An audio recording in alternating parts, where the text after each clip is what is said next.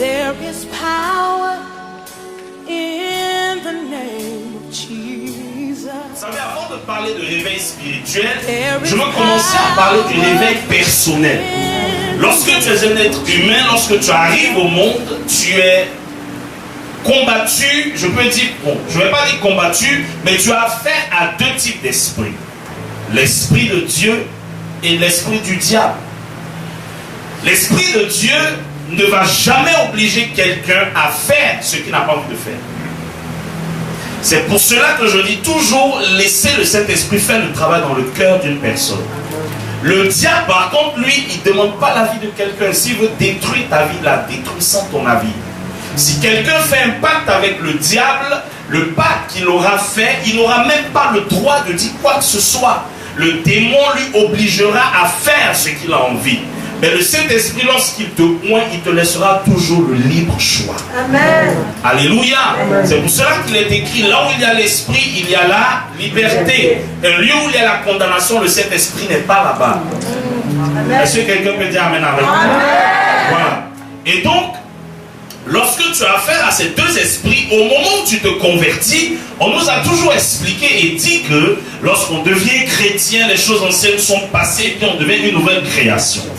Amen. Donc si toutes choses deviennent nouvelles, les choses anciennes sont passées, cela signifie que les malédictions sont censées rester en arrière, les problèmes sont censés rester en arrière et tout ce qui est bizarre est censé rester en arrière. Mais la réalité est que on nous a prêché, on a entendu ça. Mais vous êtes d'accord avec moi? Disons-nous la vérité que les choses passées sont toujours d'actualité.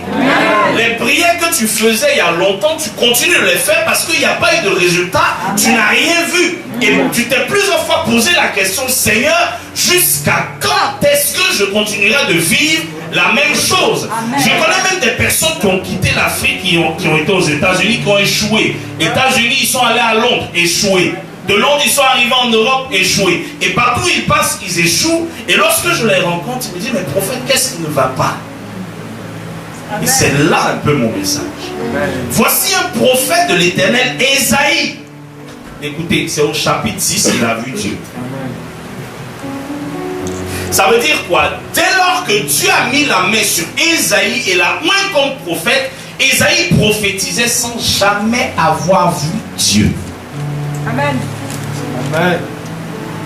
Ésaïe travaillait sous l'onction sans connaître Dieu. Il y a eu le chapitre 1, lisez bien, Ésaïe a prophétisé.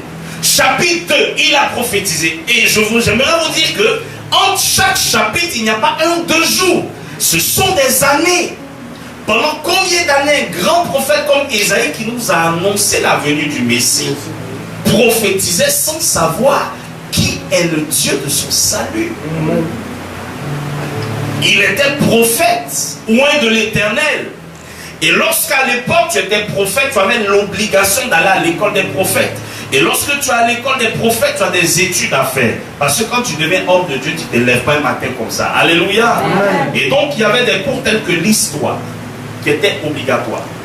Il y avait la poésie, qui était obligatoire. Il y avait la musique, qui était obligatoire. Il y avait la Torah, qui était obligatoire. Et l'histoire des prophètes qui l'avaient, comme on dit là, précédé. Il devait connaître ça par cœur. Alléluia. S'il ne connaissait pas qui l'avait précédé, il avait des problèmes. S'il n'était pas bon dans la poésie, parce que lorsque tu es prophète, je ne sais même pas pourquoi il commence par ça, lorsque tu es prophète, on doit t'apprendre c'est quoi la poésie, parce que lorsqu'un prophète prophétise, vous avez pu voir dans tous les livres prophétiques, chacun avait son style. Et le seul qui était bon, quand je dis bon, qui parlait bien, qui était beau, c'est Isaïe. Il y en avait d'autres comme David, ils étaient bons dans la musique. Donc vous allez voir que tous les vrais prophètes, même de nos temps, beaucoup n'ont jamais été à l'école de musique, mais savent chanter ou jouer un instrument obligatoirement. C'est inné. On aura l'occasion un jour de parler de l'onction prophétique, c'est pas mon thème. Mais regardez quelque chose. Et dis à quelqu'un, Ésaïe était un grand prophète. Ésaïe était un grand prophète. Mais il n'a pas vu Dieu. Mais il n'a pas vu Dieu. Il n'a pas rencontré Dieu parce qu'il y avait quelqu'un qui vivait de son temps. Il y avait un homme qui était possédé, quoique Dieu était avec lui. Mais par la suite, il a été maudit par Dieu. Et cet homme s'appelait Osias, qui était un roi. Donc autant longtemps que Osias pouvait vivre, Ésaïe n'allait jamais voir Dieu. Osias, je peux le symboliser à un démon de la famille. Je peux le symboliser à un trait de caractère. Il y a des choses, tant que vous n'allez pas vous séparer de cela, le réveil spirituel ne commencera jamais dans votre vie. Lorsque vous lisez le livre d'Exode et le livre de Genèse, les dernières bénédictions de Jacob aux 12 tribus d'Israël, il maudit la colère de Lévi. Et lorsqu'on voit comment Moïse est venu au monde, la Bible dit que le fils de la colère, en d'autres termes le fils de Lévi, s'est accouplé avec la fille de Lévi.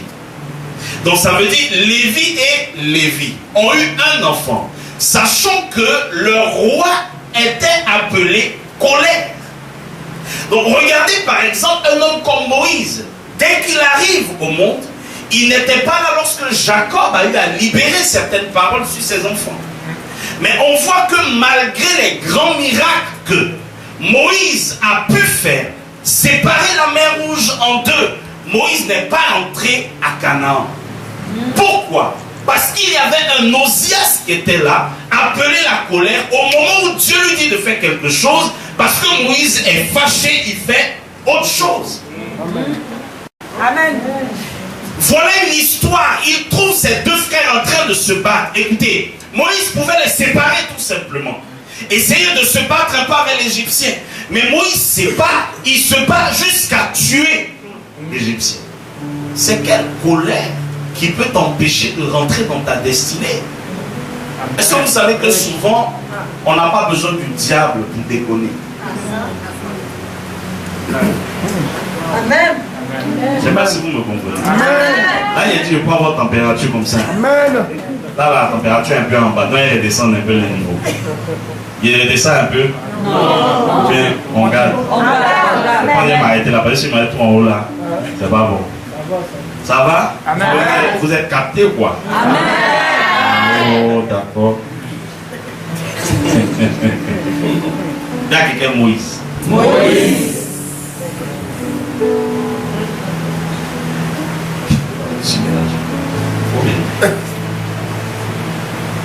En fait, j'étais en train de parler de Moïse et puis je vois l'exemple en même temps. C'est tout à l'heure on s'est vu, non? Est-ce qu'on a discuté de beaucoup de choses? D'accord. Apostole, en fait, je vois une dame à côté de lui qui s'appelle Rebecca. C'est qui? C'est sa femme. Vous voyez qu'elle est morte? Elle est où? C'est toi? Va à côté de lui. On parle de Moïse et puis de truc. Maintenant, voilà ça. En fait, je souviens, ça me fait rire cette affaire. Mettez-vous comme ça. Nous allons bien vous voir. Maintenant, Moïse, qu'est-ce que c'est pas là? C'est quoi ton nom? Karim. Karim. Et toi, c'est quoi déjà? Rebecca.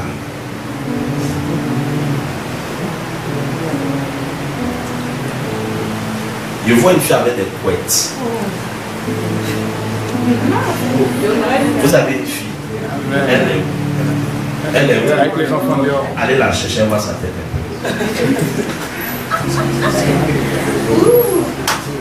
Amen.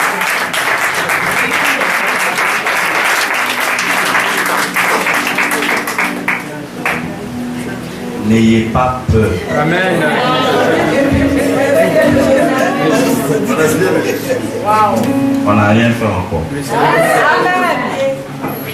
Je ne sais pas pourquoi je vous prends l'exemple, mais ça, exemple là, on va comprendre. Amen. Elle est où la petite? Elle arrive. Pourquoi elle me dit? Elle a un homme ici. La petite là aussi, elle s'appelle comment? Hein? Luna, c'est un joli prénom. Dis à quelqu'un, Dieu me connaît. Dieu me connaît. Et elle a couette. On peut acclamer le Seigneur.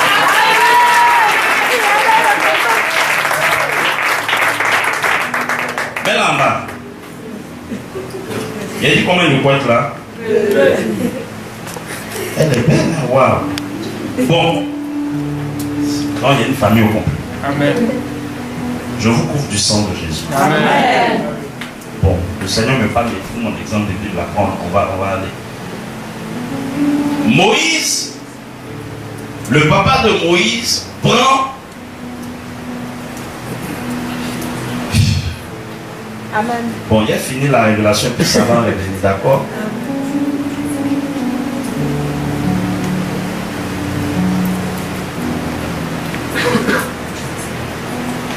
Comme tu es une soeur, je ne donne pas l'année, d'accord? Ça, on ne connaît pas ton âge exact. Tu es né en mai, c'est ça? Ok. Le 4? C'est ça? 4 mai, hein? On laisse année là, ça n'intéresse pas les gens. Moi, je connais un Dieu, d'accord? Le truc est là. Vous vous appelez Fofana.